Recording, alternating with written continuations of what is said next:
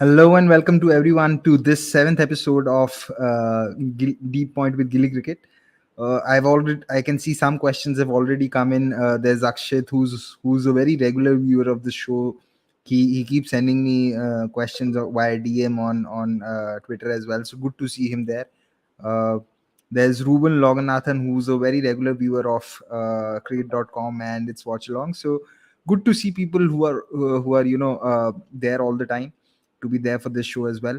I'll start taking the questions very soon. Just wanted to lay that the discussion is largely going to be around the ODI series and what happened in the World T20 in the T20I series, rather not the World T20. We've already had quite a few discussions on that, so I'll just begin with the question straight away. Ruben Loganathan is there with his first question. When will Indian team management and captains learn that the way they are playing white ball formats is very outdated and they need to change their thinking fast if they aspire to win ICC tournaments?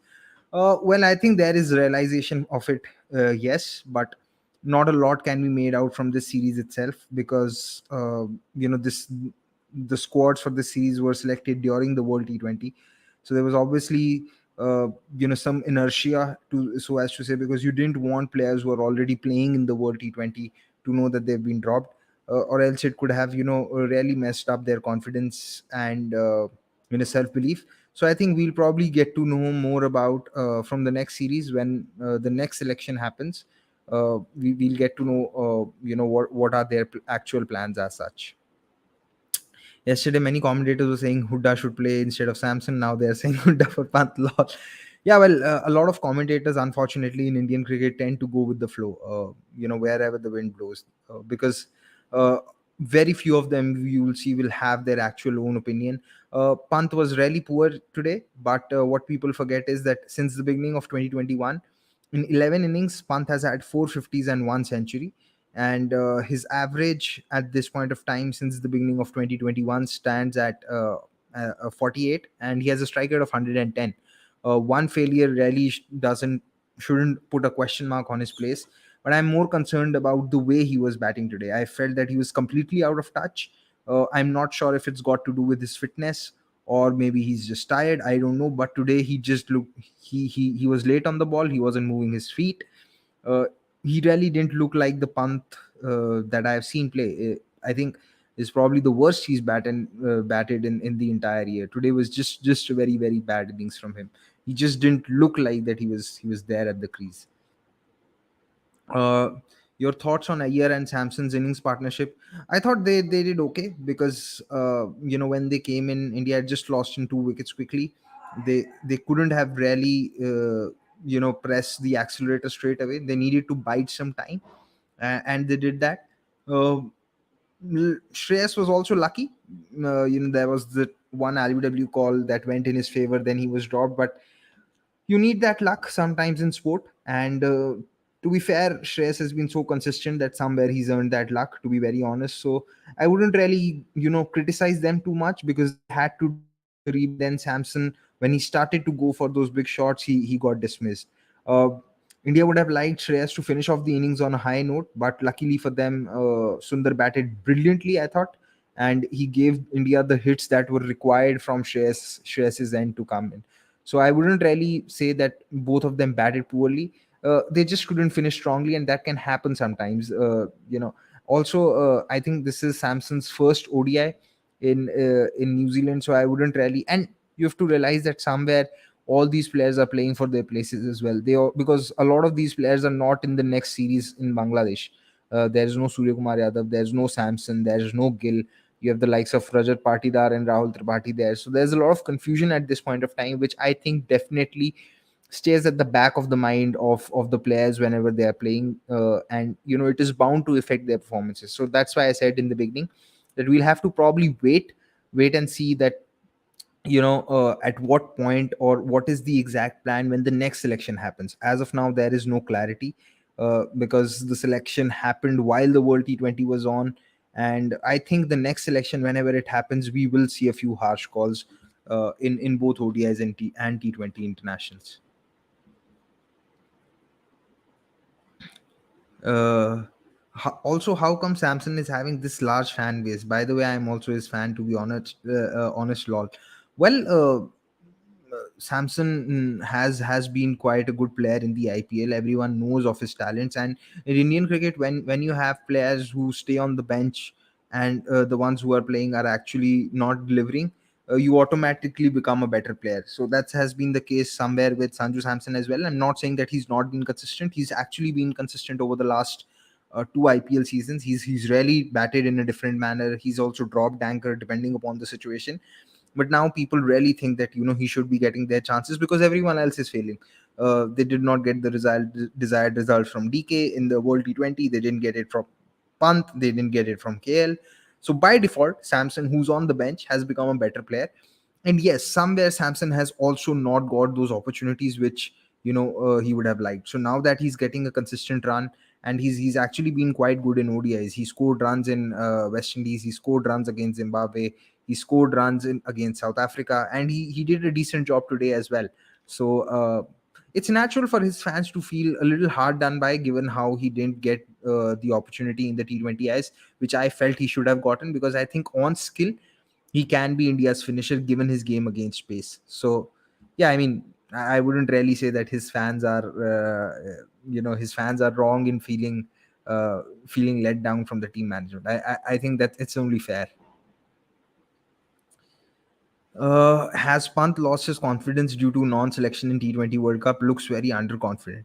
Uh, this is something which only Pant or someone from the team can answer. Maybe he has, but I think uh, it's got in T20. In his T20A game has definitely uh, been on a downward curve because of a lot of issues.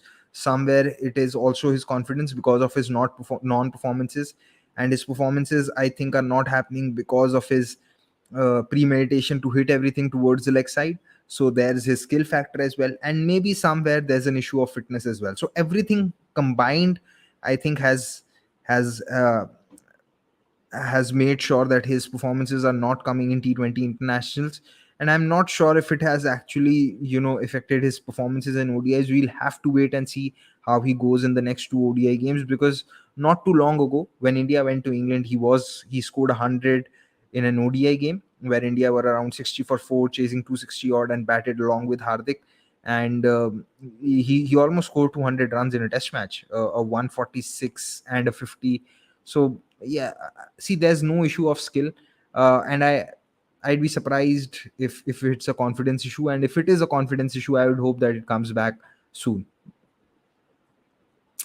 Paji, your thoughts on Chahal? Feels like he's below New Zealand, Australia, Park, South Africa spinners in terms of ranking. I just think that he doesn't have all the variations and everything that others have. Early on, he had to work on his pace. He did work on his pace, but now he's not bowling those googlies, and he's facing an issue of control somewhere, and he really doesn't have a lot of defensive options. So uh, yeah, the sad part is, and like I tweeted about it too, that it almost looks as if the batters know what is coming. They're always one step ahead of Yuzvendra Chahal, and that is concerning. If you are a bowler, let alone a spin bowler. So yeah, maybe India need to give him a break and let him work on his game to see if he improves, and then try him out once again. But yeah, at this point of time, I'm concerned about Chahal's game, and if Chahal doesn't really work out, then India need to give chances to someone like Ravi Bishnoi very soon. And I was surprised at why he wasn't in the squad. Why isn't he in the squad for New Zealand or for Bangladesh? It's one blunder that the management has committed, and I hope that they don't pay for it dearly. Okay, this is a question that Rana Joy has been asking me for quite some time, and I've not been able to get to it. The way you explained why Delhi Capitals are not good environment for young players, can you please tell the pros and cons of every team, especially which team is the place for young players? I think Mumbai Indians is one team where, as a young player, you want to be, definitely, because you will get your chances, and they stick with the young players. Rajasthan Royals is another that has been over the years a team that has bagged youngsters. Uh, Chennai Super Kings is also one team that I wouldn't really want youngsters to go in, not because that they won't get experience. They will get to learn a lot from the likes of MS Dhoni and others, But as a youngster, you may not get enough chances unless you've really, hit the stage running. You've seen that with someone like Jagadishan. You have seen that with someone like Ravi Sai Kishore. There are other players as well. Luckily for the young fast bowlers in the Chennai setup last year, Deepak Chahar got injured and Adam Milne got injured. So the likes of Simarjeet Singh and Mukesh Chaudhary, as well as Deshpande, did get a few chances. Else they wouldn't have got those chances. So, these are the few teams. I think Mumbai Indians is definitely a franchise that youngsters should go to. RCB was another franchise before Mike Hyson had joined, that you wouldn't want youngsters to go into that franchise, because they used to rope in changes left, right, and center almost every game. But now there is a lot more stability in that franchise, courtesy Mike Hessen, and whosoever is there along with him in the support staff. So yeah, now you can look at that. You can look at that franchise. Then Sunrisers Hyderabad is a very peculiar franchise when it comes to backing youngsters, because they have backed a few youngsters, like, but at the same point of time, you question what they've done with someone like Abdul Samad. They've retained him but not given him enough chances, and they released Shashank Singh. So and they actually gave a decent amount of run to someone like Priyam Garg as well. They've backed Abhishek Sharma. So it's a like that is one franchise where, uh, if they choose to back you as a youngster, then they continue to back you, but if they don't want to give you chances, then they don't. So uh, very, very, very peculiar franchise that way. KKR is another franchise which buys a lot of young talent, but they never really know how to get the best out of them. And uh, you know they've had bigger issues than just managing youngsters. They're struggling to put a balanced side in the last 3-4 seasons. Their fans will argue that they reached the finals of the 2021 IPL, but a lot of it was down to exceptional tactics through Morgan and Nathan Lemon, along with them being lucky to play a lot of games at Sharjah, a pitch that suited them. So yeah, I mean, it's difficult for to go into detail, because there's a lot to answer, but I hope I have been able to cover up major things with respect to franchise. Kings 11, it's uh, I thought Kings 11 last year were had a lot of conviction in their ideas, but again, that is one team which I don't think is ideal for players, because they just don't know what they want to do. Barring the last season, they are just very confused. So for youngsters, Mumbai Indians is definitely the best franchise that you can go to, or Rajasthan Royals. Thoughts on Sky as an ODI player? I don't think that we have seen Sky enough and regularly. He's only had 11 or 12 ODIs, and he's batted in ODIs like how he would bat in T20 internationals. He's had opportunities where he could have closed games. So I just know that his list A record isn't great. He's averaging around 36. His first class record isn't great. He's averaging 44. And in India, if you want to average, you need to average more than 50 plus. So uh, there are a lot of talks to rope Sky into the ODI team as well as the Test team. I'm not saying don't give him chances in ODIs, but he's not a lock yet. You need to understand that the likes of Shreyas, KL, Samson, uh, these guys are truly ahead in the pecking order, and they deserve their chances ahead of Suryakumar Yadav at this point as well. At this point, once they start failing, then maybe we can look at someone like Suryakumar Yadav in ODIs, but not straight away. And in Test matches, I really think that he needs to. His first class record isn't something that should get him in the Test team. That is something that I feel. Five fast bowlers for Bangladesh ODIs and four fast bowlers for any logic. Well, actually, one fast bowler who was Yash Dayal, he was supposed to join the New Zealand ODIs, but he got injured, or I think it was Kuldeep Sen. But yesterday, both Kuldeep Sen and Shahbaz were told that they'll just straight away join the team in Bangladesh itself. In a way, it is good that there are only four fast bowlers, because they ensure that the likes of Arshdeep and Umran get three straight games, and you keep switching between Shardul Thakur and Deepak Chahar depending upon who you think is doing better. So I'm fine with it, because these games should be looked at as a trial for the team building for the World Cup. So it's okay if you have only three fast bowlers or four fast bowlers, because you want to know that who you want to give chances to, and then build the team accordingly. Which is why I suppose there is no Siraj as well in these ODIs, because Siraj has been pretty great for India in the ODI circuit.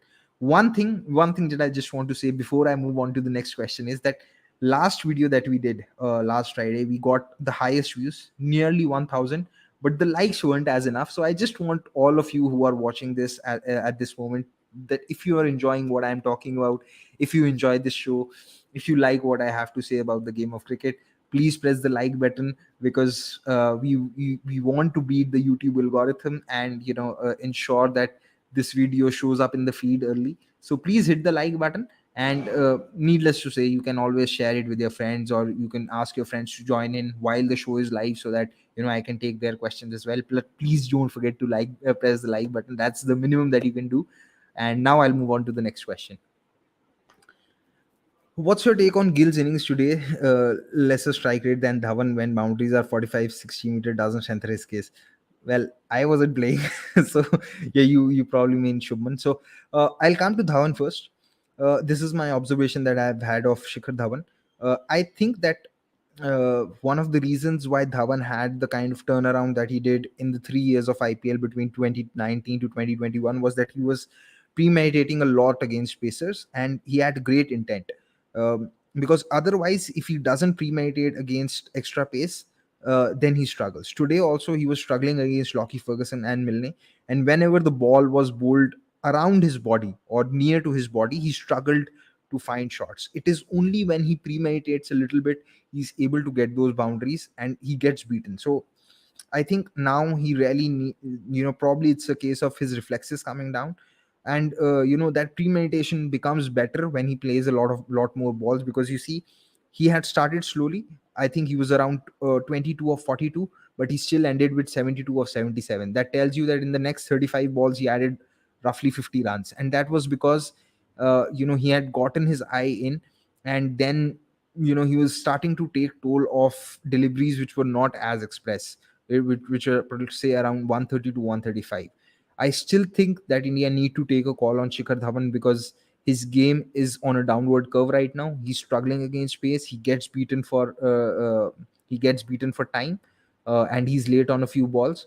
As far as Gill is concerned, I thought that he got stuck against someone like Santner, because he had started off well, which allowed Dhawan to take that time early on.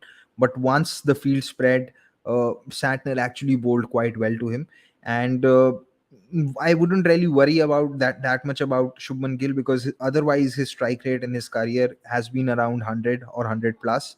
So, and today he did actually get a little stuck against someone like Santner. The most disappointing part about both the openers today was how they got out. They were well settled, and those were shots that were actually soft dismissals. I mean, that shot that Gill played, he could have really hit it probably 2 meters wide or 2 yards wide of the fielder, and it would have been a boundary, and then he could have really kicked on. And both the players, actually, they played far too many dots. It was not a case of boundaries, because Gill did hit three sixes, and Dhawan's dot ball percentage today was 60%. So that is what I'm saying, and that's been the issue with Shikhar Dhawan as well. His strike rate before today, this year in ODIs, has been around 75, which is his lowest since 2013. So wouldn't really judge too much into Gill's innings and go into that. But Shikhar Dhawan, I think I'm concerned about, because I really think that he needs to take a lot more risk against extra space, or he needs to premeditate a lot, and that will not always happen. And he could have easily been out today for another 45 ball 25. It's just that he got a few balls in his area, and then he started hitting those boundaries. But I'm not sure that is sustainable with Rohit also, who's someone who likes to take his time early on. So India do need to take a call on Shikhar Dhawan either way, because they can't take a call on Rohit Sharma now that he's the captain. I'm pretty clear on this. For me, it's Shubman Gill, and I've explained it. I've just given the reasons now. So yeah, that I don't think I need to explain it that much. Also, uh, Shubman Gill plays spin better than Shikhar Dhawan, and that would be very, very useful when the World Cup happens in India and if Shubman Gill is batting in the middle overs. I think Suryakumar Yadav is not in ODIs is not a top five order batsman. He's better, but it's too early to say. We'll have to give him chances when, say, the likes of Samson or KL or Shreyas or Pant fail. I don't think it is fair to rule him out just yet. But yes, so far what he's shown is that if he's coming into bat in the last 15 overs, then his game is far more is of far more utility, because he doesn't seem to have those slower gears which are sometimes required in this format. So I wouldn't really rule out anything yet, but yeah, I've just shared my observation. Ritvik Gautam is here. Last Q&A, you mentioned Klassen as a pick wicketkeeper option for KKR, but he is predominantly middle order. If KKR have to look at a top order foreign wicketkeeper option, who could that be? Also, what about Kane Williamson or Root as openers for KKR? Kane Williamson, no, purely because you don't want. See, KKR's problem has been that they've already had two players, overseas players, who are struggling with injuries and they have injury issues. So for me, that is not. Kane Williamson is as an option is ruled out, and he's batting far too slowly. I think he's really struggling against spin and with intent. Root is one option that, yes, KKR can look at, or even someone like CSK can look at, because Root is very good against spin. uh, but the reason is, if you get Klassen, it is not necessary that he has to bat in the middle order only. He can open as well for you, and opening's really the easiest position in white ball. And I'm not saying this out of just in thin air, because if you see, the ball really doesn't swing a lot in T20s. It hardly swings for 2 overs in T20s, and in ODIs it will swing around for maybe 5-6 overs. But you have the advantage of the field restrictions, and that advantage of that field restrictions is something which is actually quite valuable in white ball. So if they get Klassen, they can actually open with him as well. It's not something that should be ruled out all of a sudden. But I think they can try him in any way that they want. If they open with him, he's likely to give you even more value, because uh, Eden Gardens anyway isn't a big venue, and the ball rarely travels at Eden Gardens. There are practice pitches outside the circle, and whenever the ball hits those pitches, it picks up speed. So he can open as well. It's not something that should be ruled out. And there are other options as well. There's someone like Phil Salt. There's someone like Harry Brook as well. So opening shouldn't be a problem really, even if you are a middle order batter.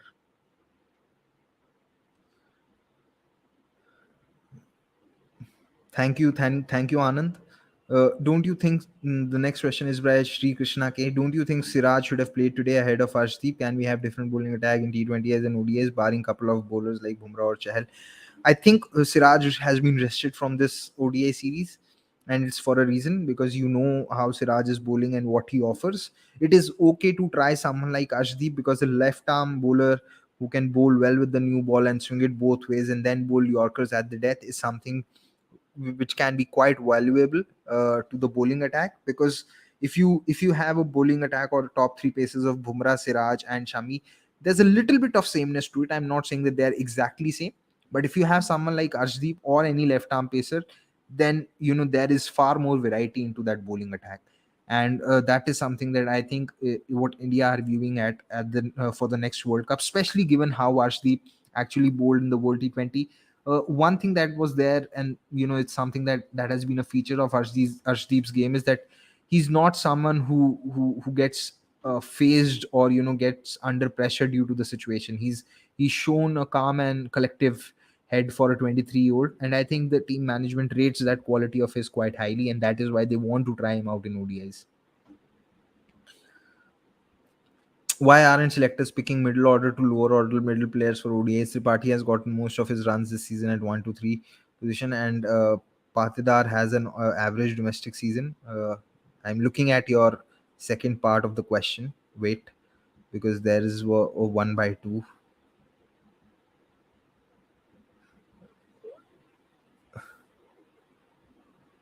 I am not able to find out the. Okay, we'll get to this later. Mayank, I have already answered this. Uh, I I wouldn't really say that they were focusing on their own runs because the ball was moving a lot. Dhawan has actually been batting like that throughout the year. It's not a one-off instance. For Shubman Gill, it was a one-off instance, and I think we can actually let that go. Amit Emp is saying Pant is a blind lappebaz. The reason he gets runs in tests is because the field is in. The day opposition teams realize that he will fail even in tests. I don't think so. It's not you. So to judge Pant as a test batter, you don't have to look at his hundreds alone. You have to look at the other innings as well. Like for me, more than the 100 that he scored in Cape Town against South Africa, which was in second innings. The way he batted in the first innings told me that he's learned his lesson from the second test match because he was playing far too close. He was playing close to his body and he wasn't really going after wide deliveries. He was, he was batting in within that, the imaginary box around the crease that what commentators or cricketers talk about. He wasn't really reaching out to deliveries, and that is something that could be seen this year in England as well. That was something that I saw last year in Lords as well. He's when he wants to defend it in T20s, in test matches against pacers, he can. His only weakness in test matches against pace is that when left-handers, when someone like an Ollie Robinson was bowling around the fourth or fifth stump and taking the ball away, not even when pacers are coming around the wicket, because that is one angle that he's able to cover up decently well. But he's worked on that, so he's definitely not a slogger or a lappebaz as what many think. Because if he was, then you can't slog your way out, out of conditions like the one India found themselves in Edgbaston, or like the one India found themselves in Cape Town earlier this year against South Africa in the second innings, because those are not the conditions where you can just blindly slog. It is important to have those shots, but to be selective about those shots is something that Pant knows, and knows quite well in test matches. And he has a very good defense. And this is not something what I am saying alone. It's something which even Ian Bishop says. And you can question a lot of commentators that are there in the game, but I think Ian Bishop, given his knowledge and everything, and as how he has proven and shown time and again, is someone who really understands the game deeply and observes it as well quite well. So Pant is here to stay in test matches, as long as he's working on his fitness and is not losing his reflexes. uh Prasidh Krishna is still injured, if I'm not wrong, because he was selected for the New Zealand A versus India A series in India, and he got injured, and Shardul Thakur replaced him. So I still think that Prasidh Krishna is out because he was injured. What are your thoughts in having an overseas captain in IPL, especially if he's 37 and not playing international cricket? For RCB, I think RCB made a mistake retaining him because he's opening with Virat is not a good option. If they release Faf Anuj, they free up 11 crores and they can target Ben Stokes and can give fourth team option, which I think they missed badly last season. Also left-handed. Okay, very good question. Uh, Faf is now 38, not 37, and I'm usually against overseas captains because if they're not doing well, you're really stuck with one prestigious spot in the 11. So the concerns are legit and valid, but I addressed this in the last episode as well, that Faf this year against spin is going at around an average of 41, 42, and at the strike rate of 140 plus. And against left arm spin, he's averaging 86 at a strike rate of 140, or maybe more than that. I'm not sure of the numbers. I had them memorized the last time I came on the show. So they think that given he's batted well against left arm spin, a kind of bowling which Kohli struggles against, that is why they chose to retain him. And it doesn't look good actually as well for continuity or for stability if you release your captain just after one season, and in that one season when you actually were third in the league. So that is why they didn't release him. But if Faf doesn't have a good year in the next IPL, then yes, they could release him, because he's 38 at this point of time, and he'll be 39 next year. I'm not sure which month.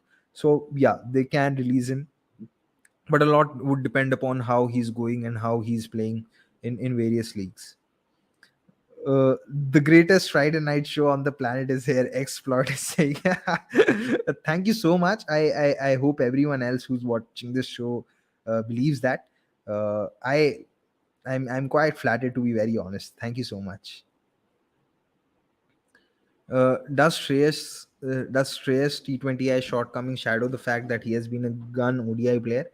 I don't think it shadows it. It's there for everyone to see. In 31 ODI innings, he has 15 plus ODI, 15 plus 1550 plus scores. So he's literally scored a 50 every second innings.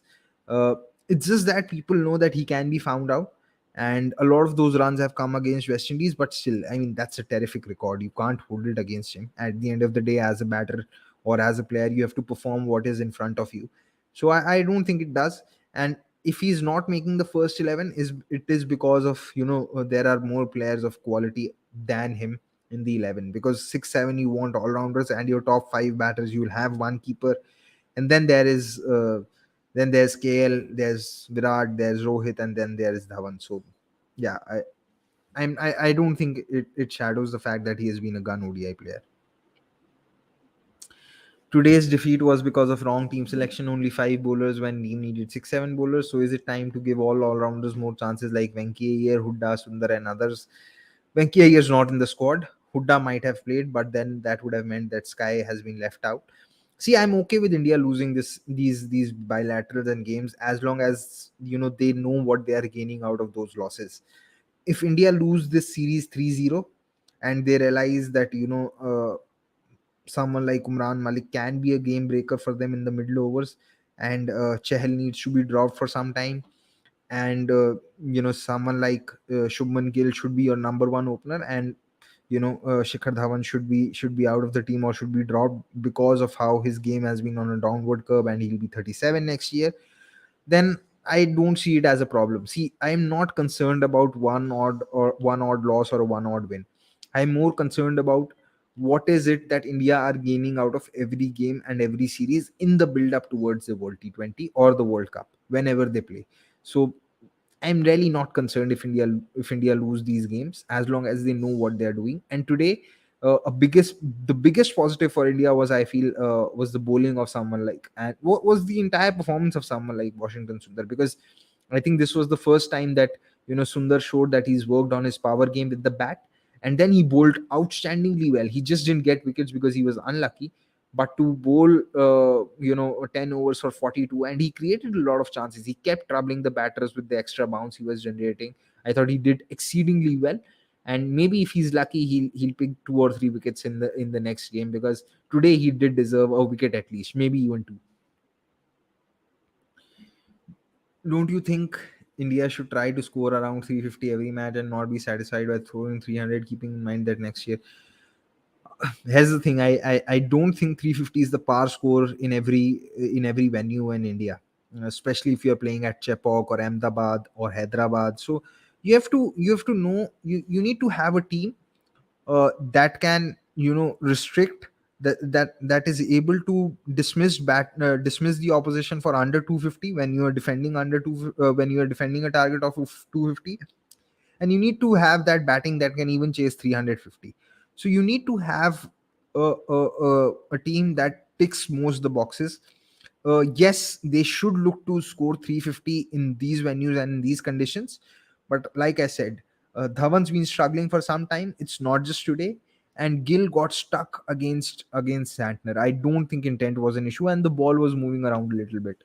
So I wouldn't really read too much into this one game. I've been saying this, and I've said it on a few occasions, that India really need to take a call on Shikhar Dhawan, because you can't go in with the top three of Shikhar, Rohit, and Virat anymore. One factor is that their respective ages. Virat seems to be the fittest. Dhawan is fit, but his reflexes are, hindering his stroke play. It's been some time that he's batted fluently this year. And Rohit also, if you are going to stick with him because he's the captain, then you need at least one batter who can really break open the game in the first 10 15 overs. And if Shikhar Dhawan's not doing that, then you need to give that chance to Shubman Gill, because clearly Rohit Sharma and Virat Kohli are not going anywhere. And I'm not saying that Virat Kohli should really go anywhere given his record, but I'll be concerned a little bit about Rohit Sharma given how, out of shape he's looked while going for those big shots. I hope that when India plays ODIs, Rohit Sharma takes a little bit of time and then starts to go for those big shots, because I think that is where he can get the most out of himself. And I hope that he stays fit. I just said this today, that in the 19 ODIs that India have played today, since Rohit Sharma has become captain, he's only played 6 of them. Dhawan has actually captained more ODIs than the seven, than the vice captain and the captain. So that is why, it just tells you that, forget forget captaining three formats. I don't think any player can consistently play three formats anymore. So that is one thing that I do think that selectors got it wrong. They shouldn't have really made Rohit the three format captain, because it put a lot of load on him as well. And I wouldn't blame him either, because this year the focus was clearly on the T20 World Cup, so he had to skip a few ODI games so that, he can continue to play those T20I games. But yeah, I mean, hopefully this is a lesson for the future for our selectors, that they don't again select a three format captain, and they keep at least two captains, if not three for each of the formats.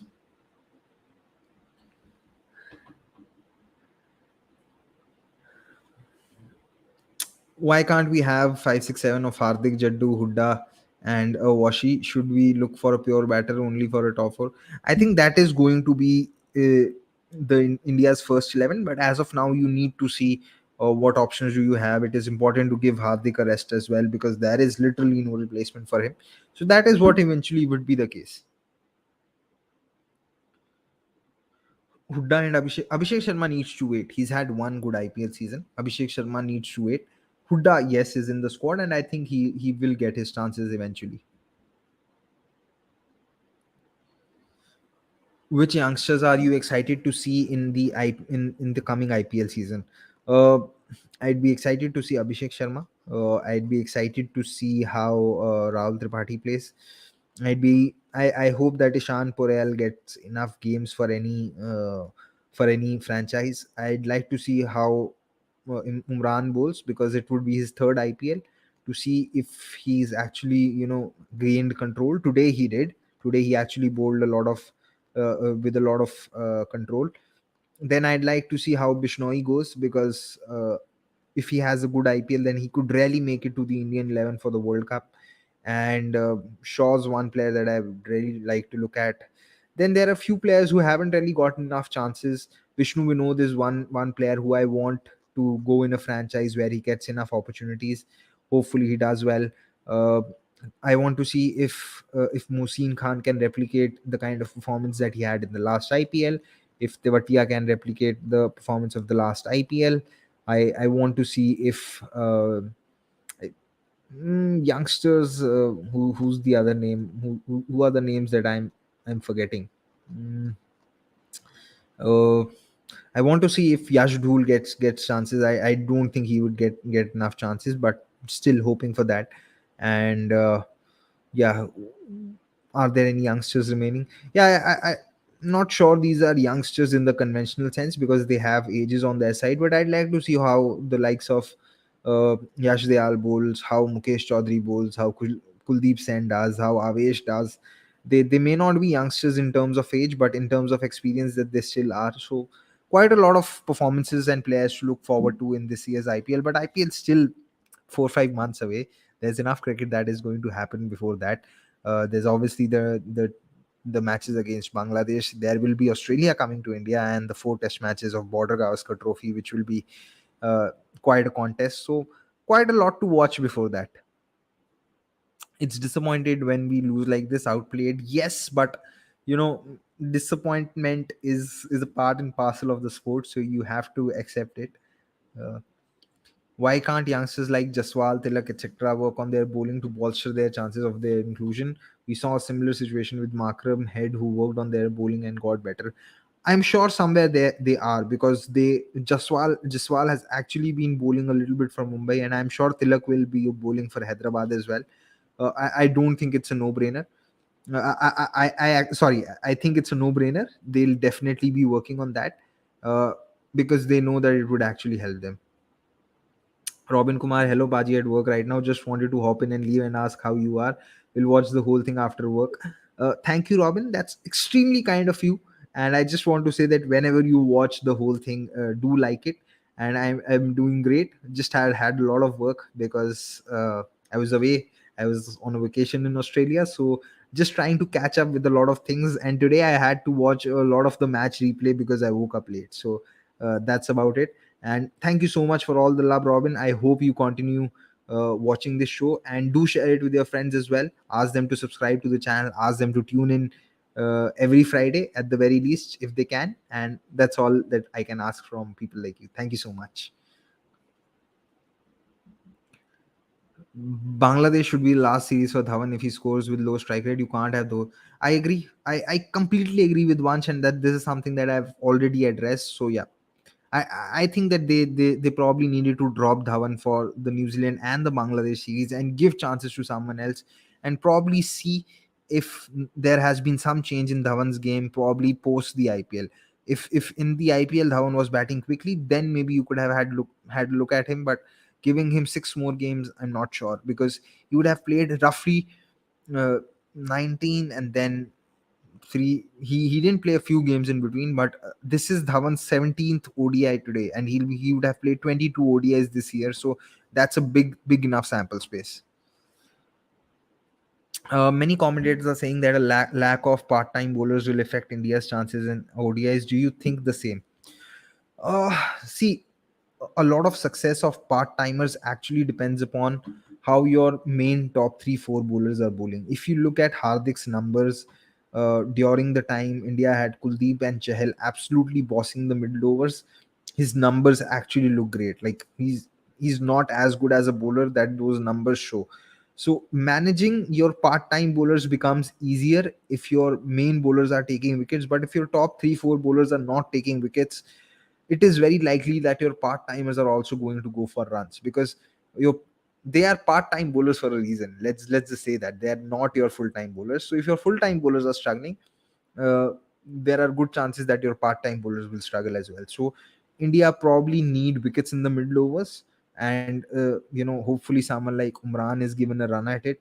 They probably need one good spinner who can chip in with at least one wicket on an average, if not two, and bowl decently. Maybe if he can bowl one for 45 and 10 overs, I think India should take it with both hands, or one for 50, because at this point of time there is no control on the runs, and there is absolutely no wicket taking prospect either. I know some people will say that Kuldeep has taken wickets, but if you look at Kuldeep's numbers against the top 6 or 7 batters of the opposition, he's averaging 50.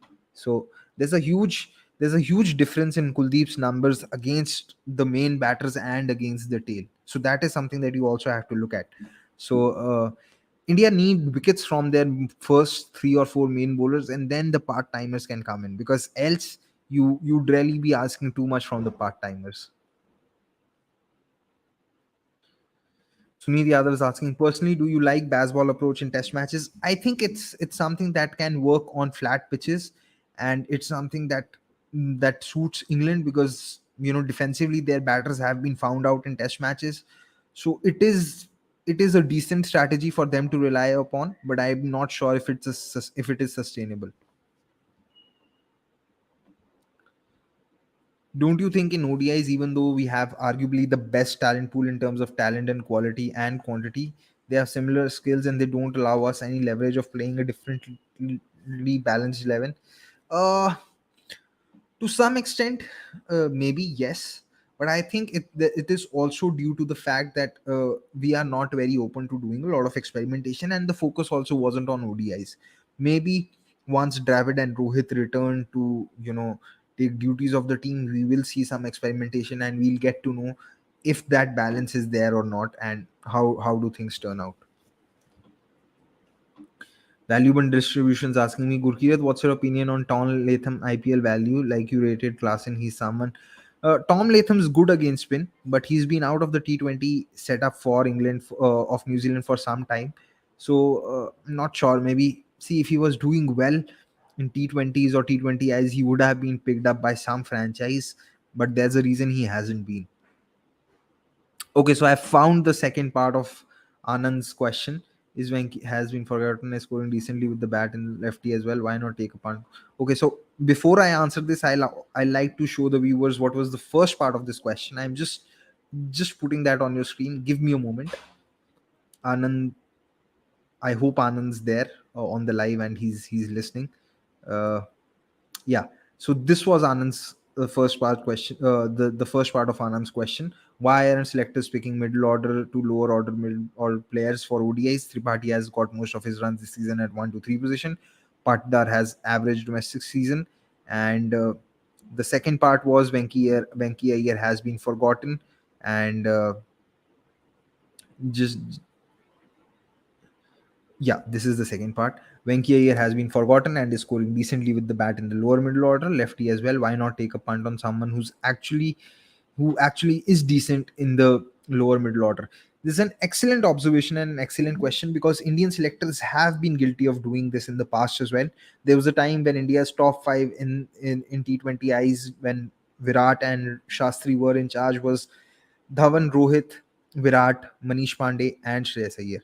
There were three anchors, or probably four, five anchors, because at that point of time, Shikhar Dhawan was not the Shikhar Dhawan that we know, the batter he was with Delhi Capitals. So our selectors have been guilty of that, but I think now they are choosing players accordingly, because someone like Rajat Patdar has actually batted at 3, 4, 5 for Madhya Pradesh, and he's done decently. I wouldn't really say he's had an average season. Venki Iyer is one player. I think that India realized that they rushed him just on the basis of half a season in the IPL to the international circuit. And Rahul Tripathi is there, but we'll have to see how he does. Yes, he bats in the top three, but I think if he has to bat for India, he'll probably have to bat in the middle order, and we'll have to see how he goes. But yes, Indian selectors have been guilty of this. Anand is right on this front. Subodh Chauhan saying you criticize Sky a lot on Twitter, a guy who's batted at number 5, and mostly you expect him to need someone. I have not criticized him. I have said that the talks of getting him into the team straight away, like I said in the initially when we were doing this video, he has to wait out his chances. And I'm not saying that he should be averaging 50, but an average of 36 when you are playing in the Indian domestic circuit is something that is on the lower side. You need it to be at around 40 as well. And it's one criticism that I had of Sanju Samson as well, that you need to score more runs in the Indian domestic circuit. But now he's done well and he's ahead in the pecking order, and he's also matured a lot. So I'm not saying that don't give Sky chances, give him chances. But and KL Rahul will not bat at 4. KL Rahul will be a number 5. At number 4, India will most likely have Rishabh Pant, and he'll probably be the only left-hander in the top 5. Shreyas Iyer, I think, will be the first backup for positions to number 3, 4, 5. And yes, you are right that Iyer can't bat at 6 while Sky can. But in the longer term of things, I see someone like Hardik Pandya batting at 6 with Jadeja at 7, because you need those bowling options as well. So Sky will have to wait his chances. He'll probably have to wait for KL Rahul to do poorly, then Shreyas Iyer to do poorly, and Samson to do poorly, in my view, because these guys have scored runs when the opportunity has presented themselves. So Sky has to wait. Nothing against Sky.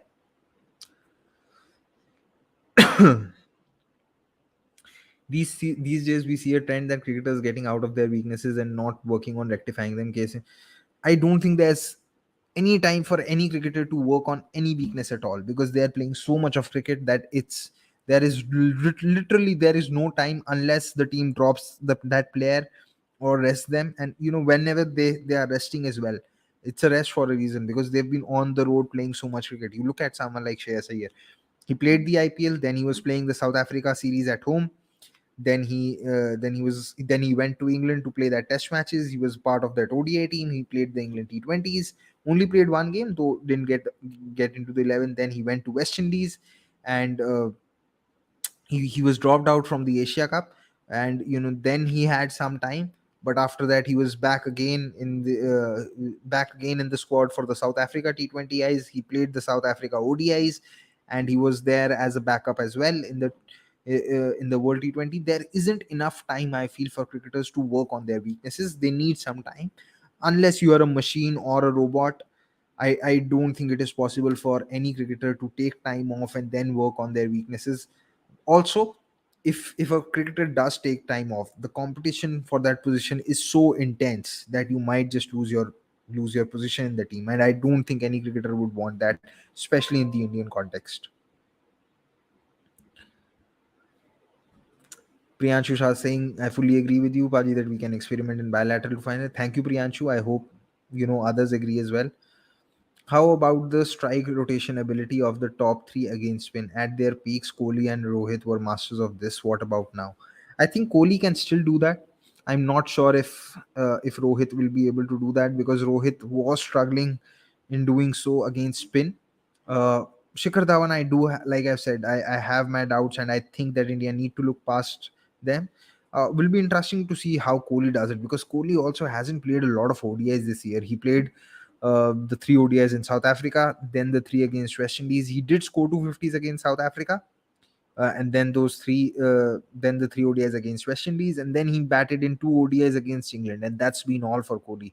So we'll have to see how they bat. And given that they are playing against Bangladesh in Bangladesh, where pitches can be slow and the ball might turn, Bangladesh spinners will actually test the top three of Dhawan, Rohit, and Virat quite well. I think that might just be a bigger test for them than playing on these pitches against New Zealand, because we know that spin troubles them a lot more, especially Rohit and Virat. When it comes to playing spin as opposed to playing pace, they'll probably Bangladesh ODIs will actually be a bigger challenge for them than the New Zealand ODIs, especially if the pitches in Bangladesh are the way that they have been.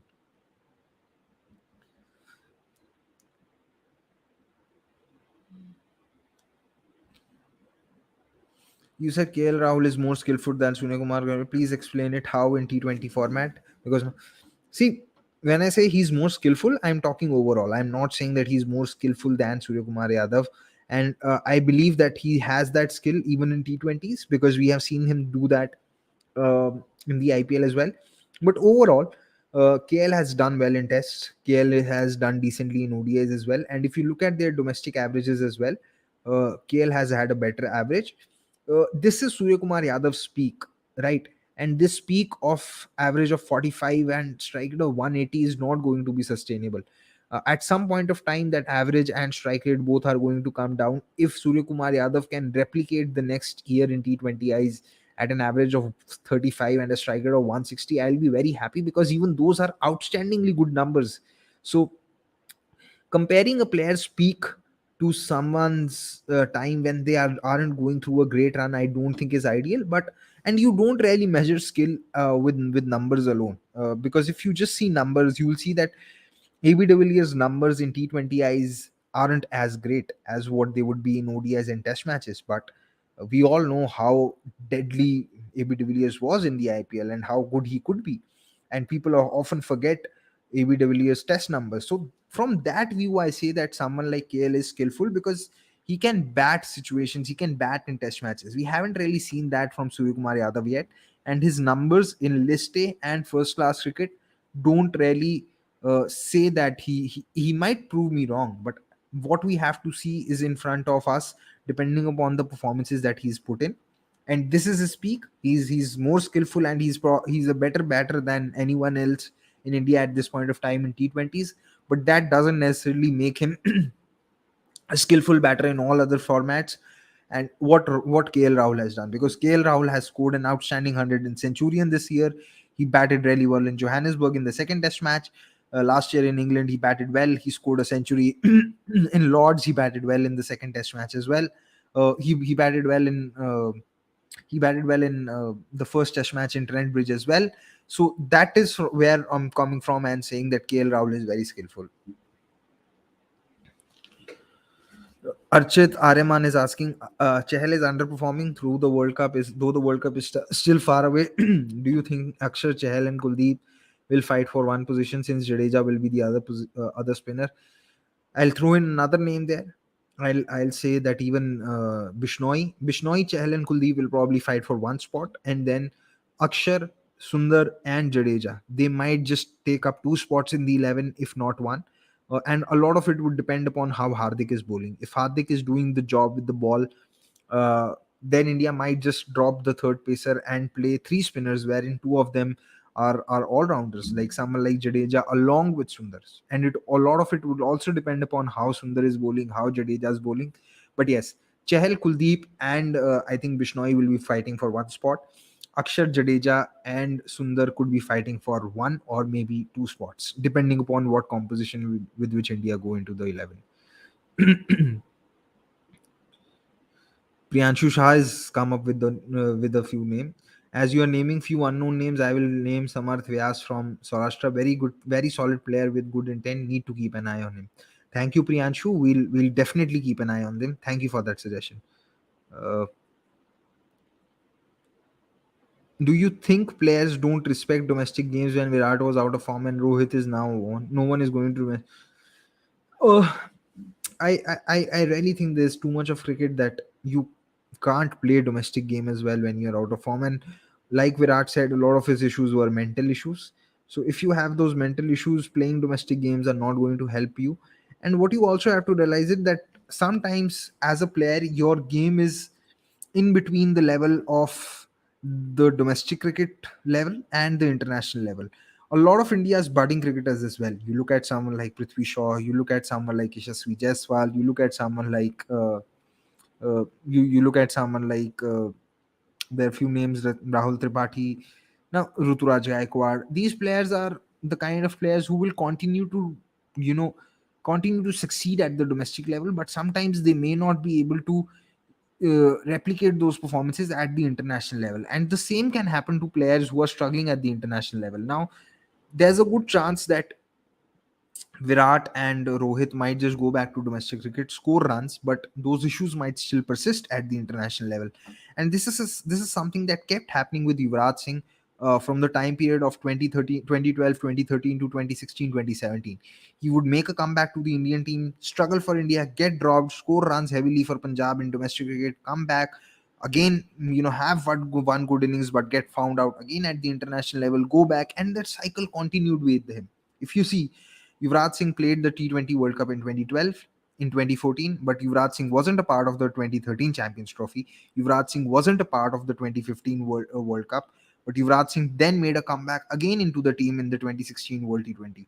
Now, people will say that these are two different formats, but I just want to, rewind your memory and refresh your memory that at that point of time, the ODI and T20I teams were pretty much the same. There wasn't much difference.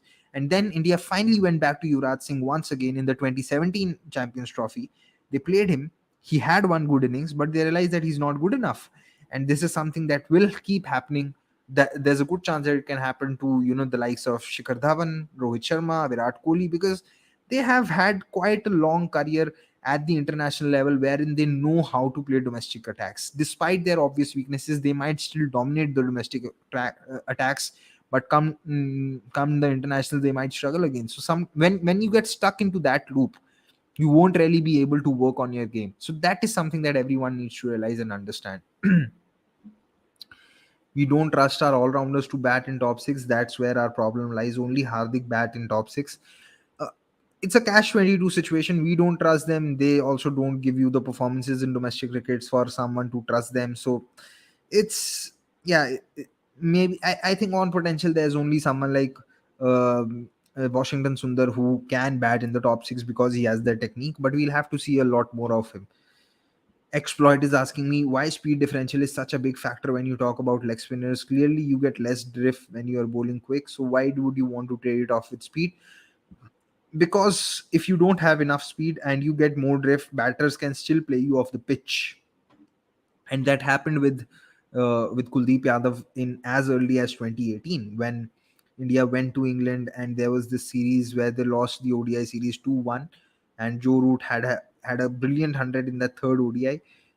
He was just playing Kuldeep Yadav off the back foot of the pitch because he knew that Kuldeep's pace was in the range of 75 to 80 kilometers per hour. He really didn't need to commit early on, and he wasn't picking him from the hand. So there has to be a balance between your speed and the turn or the drift you get, because if you don't have enough speed, then it is very easy for batters to keep going back on the back foot and keep playing you.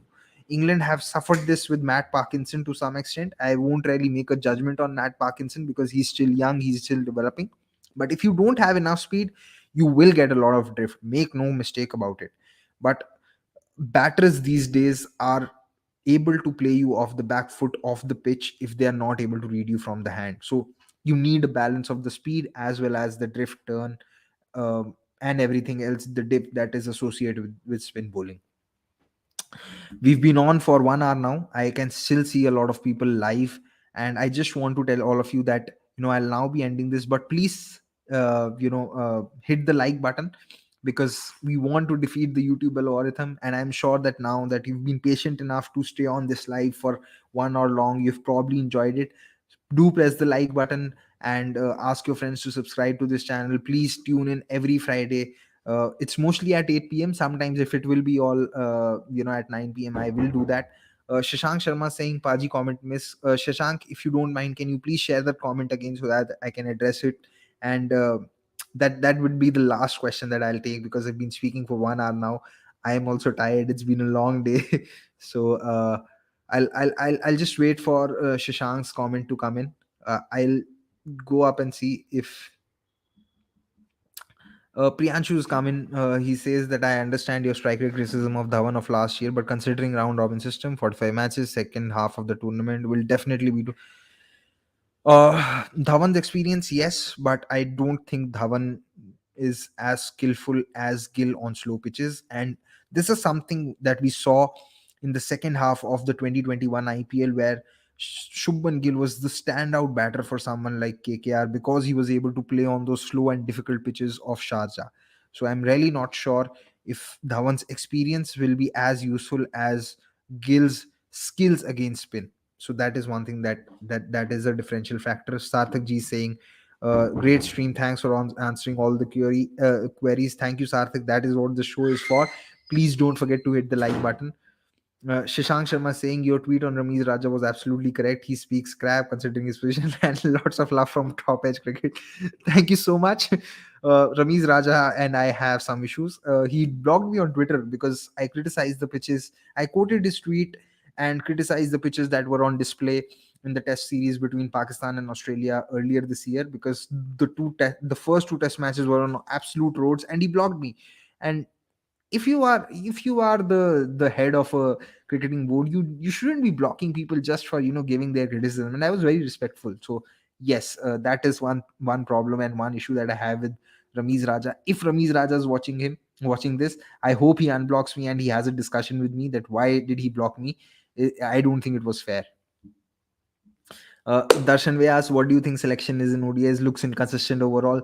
Darshan, we've done the whole show on this. I have spoken a lot on this. I request you to probably watch the stream when it ends, because I've already answered this question, and it's been 1 hour 2 minutes that I've been going on. I'm tired. My voice is about to give away, so I'm sorry.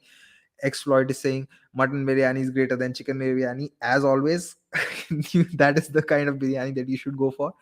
But it's been great fun, like always, being on this show. Darshan saying, sorry, I just started. I am sorry as well, Darshan, that I have to end this. We have other things lined up on cricket.com as well, but you can go back and see this. You can also follow me. You guys can also follow me on Twitter on Gurkirat S Gill, and they're on Instagram as GillyCricket.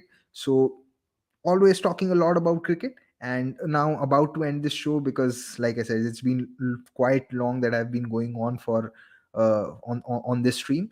um, I just want to say that really enjoy this. As I was saying when Darshan came in, it's a great pleasure to have such an audience where people just look forward to someone like me answering your questions. It's a great honor. It's something which also gives me a little bit of pride. I hope all of you keep tuning in every Friday. Ask your friends to tune in. Press the like button, subscribe to the channel, and keep asking me questions, and not only ask me questions but also challenge me. There is no guarantee that I'll always be correct. I can be wrong as well, and that is where the process of learning from the sports come in. So that's about it. Just showcasing a few comments that have come in. Paji, I always love your analysis. I know Rajesh, he's someone who's actually waiting sometimes before the stream starts. Darshan is saying, started following your work from the World Cup. Love your work. Thank you, Darshan. Thank you so much. And now I'm really ending the stream. Thank you so much. Goodbye. Good night. Have a nice weekend. Hopefully Sunday holds something different for Indian fans, and hopefully it's a great game.